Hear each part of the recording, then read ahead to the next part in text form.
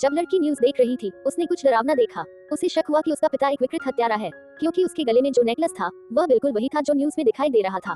ये वही नेकलेस था जो उसके पिता ने उसे जन्मदिन पर दिया था। उसे यह साबित करने के लिए नेकलेस उतारना मुश्किल लग रहा था, लेकिन वह इतनी डरी हुई थी कि उसने देखा कि इस पर खरोंचें भी बिल्कुल वैसी ही थी जैसी न्यूज में थी। अब शाओमी को डर लगने लगा। उसने तुरंत गुमशुदा लड़की की खबरें खोजना शुरू कर दिया, लेकिन वह नहीं जानती थी कि क्या करना है। जांच करने पर वह स्तब्ध रह गई। हाल ही में टाउन में 13 लोग मारे गए थे, लेकिन सबसे डरावनी बात यह थी कि सभी पीड़ितों में एक समानता थी। वे सभी लड़की की मृत मां से बहुत मिलते जुलते थे। शाओमी का मन बहुत परेशान हो गया। क्या ये सब केवल एक संयोग था? उसके पिता के हालिया रात दिन बाहर रहने के बारे में सोचकर उसका मन और अधिक बेचैन हो गया।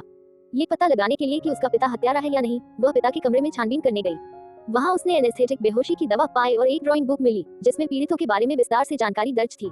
शाओमी डर के मारे स्तब्ध थी। तभी बाहर कार की शोर की आवाज आई। पिता घर लौट आए थे।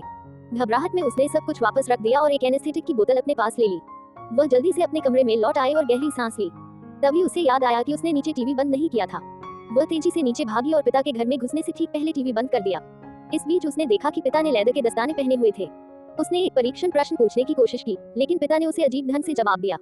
वे ठंडे दस्तानों के बारे में बात कर रहे थे। फिर पिता और बेटी साथ में टीवी देखने लगे, लेकिन शाओमी का मन अब भी बेचैन था।